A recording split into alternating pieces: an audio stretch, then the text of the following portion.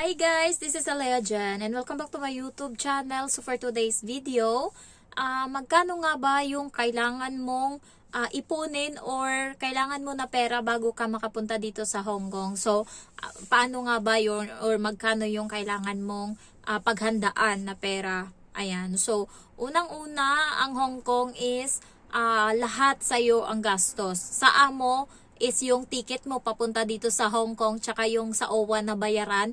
Hong Kong yung amo mo magbabayad niyan. Bali, yung sayo lang is yung mga ibang process. So, yung iba guys na taga-probinsya, medyo magastos sa kanila kasi nga wala silang sariling bahay. Tapos malayo pa yung pinanggalingan nila. Pero pag taga Maynila ka or sa Cebu, Iloilo, meron daw mga agency dyan sa Bacolod. Ayan. So medyo makatipid-tipid ka nga. Pero yung katulad ko na taga Sipalay, ganyan, mapapagastos ka talaga. Pero nung time na yon sa Maynila ako, kaya hindi ako ganun nagastosan. So magkano nga ba? Ang una guys is yung medical.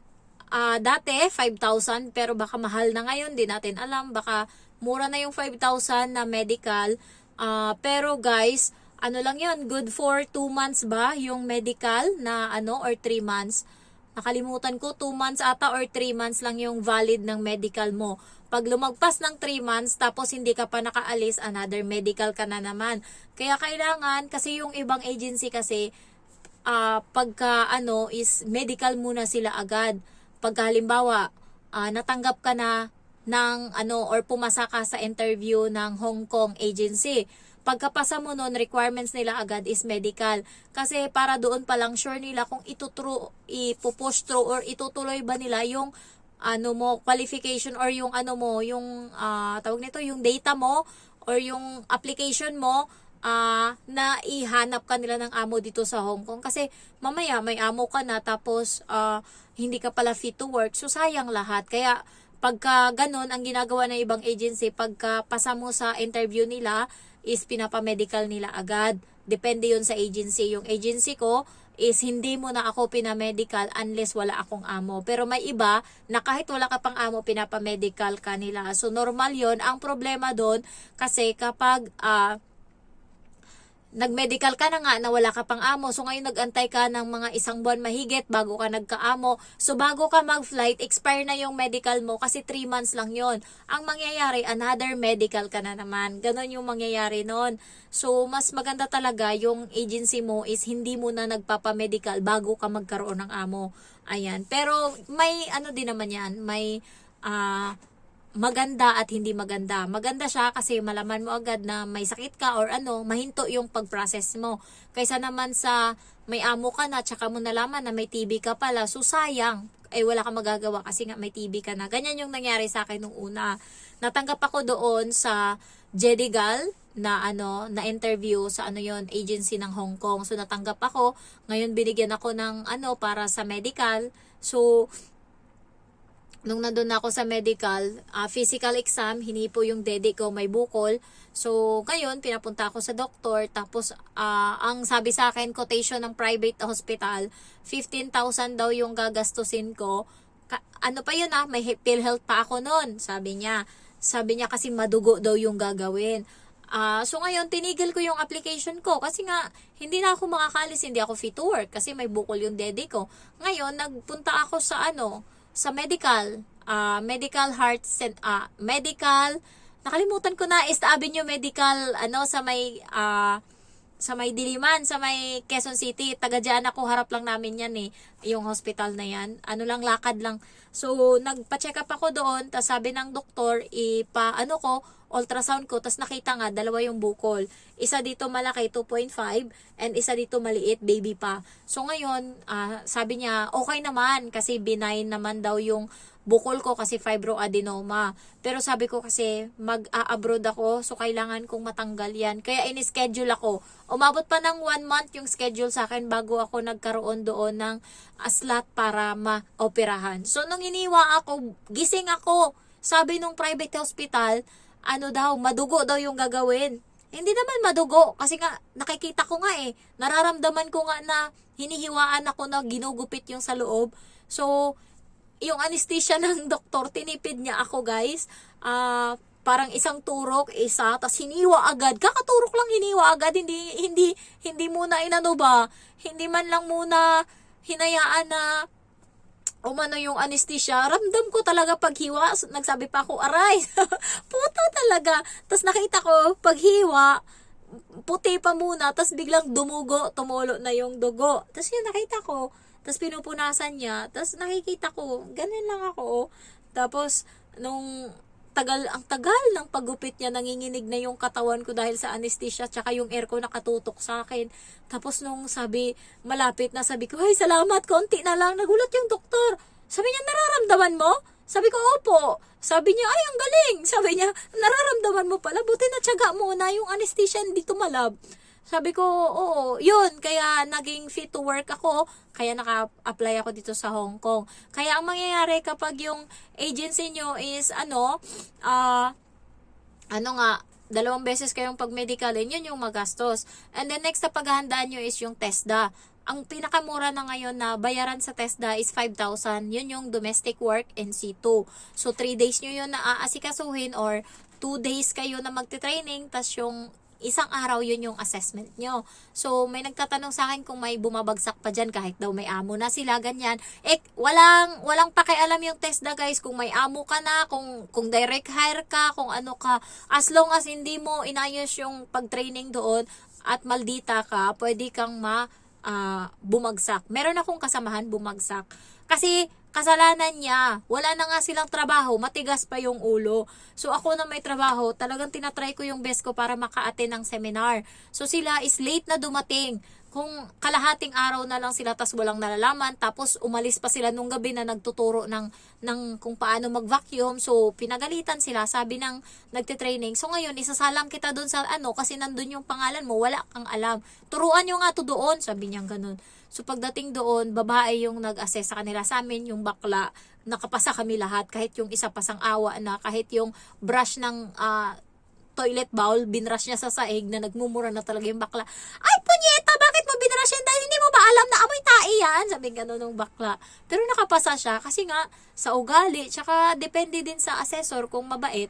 Pero yung babae na assessor yung sumunod, yung panghapon, yung kasabayan niya na hindi rin naka-attend, 2 beses daw pinagbigyan na gawin yung yung trabaho, yung pinapagawa sa kanya, hindi niya magawa ng tama. So binagsak siya. 3 level kasi yan o 3 o 2 level. Yung pagki-cleaning, pagluluto, tsaka may isa pa. So isang level yung nabagsak niya. So yun yung babalikan niya. Yung bayad niya ngayon is parang 1,500 ata or 2,000 para sa balik. Hindi naman totally na 5,000 yung babayaran mo kasi nag-fail ka. Parang may 3 ata na yun, category. So, may isang category doon na bagsak ka, yun lang yung babalikan mo. So, hindi na medyo magastos yung sumunod. Next is NBI, medyo ano lang yan, kente lang, mga nasa 250, 300 na ngayon. Hindi ko lang alam kung may vaccine card pa ngayon. Dati kasi meron. Tapos next is COA, tapos PAYOS, registration, kung ipapagawa mo siya sa computer shop, ang gagastos ka siguro ng 150 isa. Pero ako lang gumawa nun, tas pinaprint ko lang. So gumastos lang ako ng parang mga 25 pesos bawat isa. So naka 75 lang ako. Ako lang gumawa ng mga ganun-ganun ko. And advantage sa akin kasi yung ex ko na software engineer, so magaling siya sa computer. Nasa Japan siya ngayon.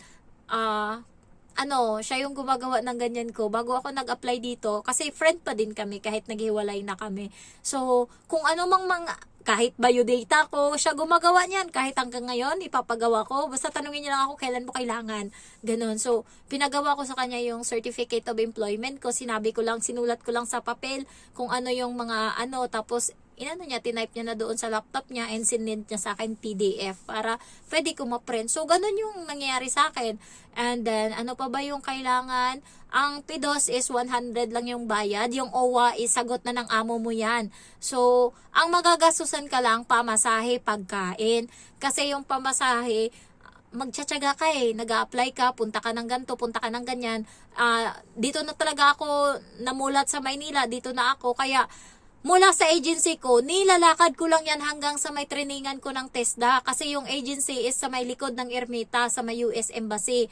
Yung TESDA ko is sa may Paco, Manila. So, tinandaan ko lang kung ano yung way pag galing ko ng Pedro Hill, lakad ganto, sa may kanto, ganyan. So, nilalakad ko lang yan. Pati yung sa medical ko, nilalakad ko lang din. Kaya hindi ako masyadong magastos. Pero gutom nga lang kasi mainit sa Pinas. Tapos napapasukan na ata ng hangin yung utak ko. Kasi nga, minsan wala akong kain. Gising ako ng alas 7. Tapos minsan bumibili lang ako ng kung anong kakanin dyan sa labas. Yung mga, ano ba yun? Yung malagkit na binalot ng dahon ng saging. Budbud tawag niyan sa amin sa Ilonggo eh. So, yun, baon ko yan. Minsan, saging na binibenta yung tag 3.20. Yung nilaga na saging. Yan yung mga kinakain ko habang nag-a-apply. Tas may mga biscuit ako niya nadala. Tubig. Eto, saksi itong tubig na to sa applyan. Tatlong taon na to mahigit sa akin. So, ito yung, ito yung kaagapay ko parati. So, binitbit ko siya hanggang dito. And, yun. Pag end ko ng contract dito, pag break ko ng contract, itatapon ko din to. So, ayan, nilalakad ko lang kaya hindi ako magastos. Masahe lang kasi nagva-van ako mula sa may blood center, sa may wildlife kasi diyan yung harapan eh. Sa may forestry ako nakatira sa Quezon City. So, pwedeng harap sa may circle, pwedeng likod ako dadaan sa may wildlife. So, pasok ako doon. And then sakay ako ng van, tapos yung bayad is parang nasa 35 ba, 40 na ngayon yung van hanggang sa may Padre Paura or sa Pedro Hill kasi doon yung mga office ng mga agency. So, doon, yan yung gastos ko parate. Tapos pag tapos niyan, punta pa ako minsan ng duty. Ayan, diretso pa ako duty sa Mega Mall. So, yan yung ko dati. Pero guys, yung nagastos ko lahat-lahat, pasobra na yan, 15,000. May breakdown ako dyan dati. Umabot siya ng 15,000 pesos. Hindi kasama yung pagkain tsaka pamasahe. May isa akong subscriber na nag-message sa akin. Sabi niya, pati pamasahe daw. So, naguluhan ako. Kung i-include ko yung pamasahe, hindi tayo pareho ng bahay. Kaya hindi ko siya nireplyan kasi wala akong masabi. Kasi na-explain ko naman na dito na 15,000 yung gagastusin, hindi kasama pagkain. Iba-iba tayo ng pinanggalingan, iba-iba tayo ng agency na pupuntahan, iba-iba tayo ng medical. So, ang ko lang dito is yung gastos lang sa apply. Hindi nakasama yung pamasahe tsaka pagkain kasi iba-iba tayo doon. May mga times na, halimbawa, may kasabay ako na taga-Aklan. So, walang-wala talaga siya. So, share. Ayan, tas pagpunta namin ng KFC or Jollibee ba yung kinainan namin, nilibre ko siya. So, ayun, basta mabait sa akin, tas may pera ako, nililibre ko. Pero nung time na yun, walang-wala din ako guys. Nakaya ko. Thanks God. Wala masyadong tumulong sa akin nung nag-apply ako Kada sahod ko, unti-unti ko. Ay, ngayong sahod ko, muna, TESDA ako ngayon. Sunod na sahod, ay, eto ako ngayon. Medical, ganyan. Hanggang sa parang last na ata yun, nangutang ako. Inutang ko yung kasi may paluwagan ako yung may hawak ng pera. So, inutang ko yung namin sa paluwagan, yun yung ginastos ko. Tsaka nung nung nandito na ako sa Hong Kong, tsaka ako na binayaran. May tubo yun. So, ayun, ang nangyari sa akin, 15,000. Kaya, 2 months pa lang, bawi na ako. So, pagdating ko dito 1 month, nakapagpadala ako kaagad sa mama ko. Tapos, second month, nabilhan ko na ng bike yung pamangkin ko. Tapos, nakahanda na kami sa birthday niya. So, kaya, dati guys, nung bago ako dito, alam nyo, hindi ko man lang naranasan na sarap-sarap ng buhay na bilang katulong na maraming pera. Kasi, every time may sahod ako, pinapadala ko sa Pinas, tag 24,000, 25, o minsan mabot pa nga ng 34, 32. Ang YouTube ko lang dati talaga yung ko dito. Tsaka nung time na yun, masaya na ako na nakakapagbili ako ng kung ano yung gusto ko. Masaya na ako. Tsaka nung time na yun, nag-iipon ako ng chocolate kahit hindi pa ako paalis o nag-iipon ako kasi target ko talaga mapadalhan ng box yung mama ko. Kasi iniisip ko, nainggit ako sa kapitbahay namin dati. Parati silang may box na darating, may abroad sila. Sabi ko, kailan may experience to ng mama ko? Kaya, ayun, thanks God, nakadalawang box na siya na-receive. Pangatlo na to ngayong ipapadala ko. So, yun lang. Ang gastos guys is, kailangan mo pag-ipunan. Swerte na tayo ngayon na nag-a-apply kasi mura na lang mag-apply dito sa Hong Kong. Dati, umabot pa ng 100,000 yung mga, 10 years ago na ng mga ng mga katulong dito sa Hong Kong, 15 years ago. Ang gastos nila dati is 100,000 mahigit. Binebentahan niya nila ng kalabaw ng lupa para lang makaalis. Pero nung time na yun is hindi marami yung nagbe-break ng contract, hindi marami yung nagti-terminate ng amo. Kaya nung time na yun, patigasan pa talaga, matira matibay. Kasi nga, syempre, kung 100,000 yung gastos mo, mas gugustuhin mo bang mag-break? Ang laki ng binayad mo, ang laki ng utang mo na naiwan. Ngayon, maraming nagbe-break kasi hindi masyadong masakit sa bulsa yung gastos papuntang Hong Kong. And package na lang pagdating mo dito, makagala-gala ka. Pagdating mo dito, ma-enjoy mo yung Hong Kong. Ang mahal kaya pumunta dito. May mga kaibigan ako na pumupunta ng Hong Kong. Ang gastos nila sa 5 days na bakasyon dito is umaabot ng 75,000. Tapos tayo, nandito na tayo, nakakagala tayo. Ako na lang nung naumay kakagala. So, yun lang. Thank you for watching and I love you all. Bye-bye.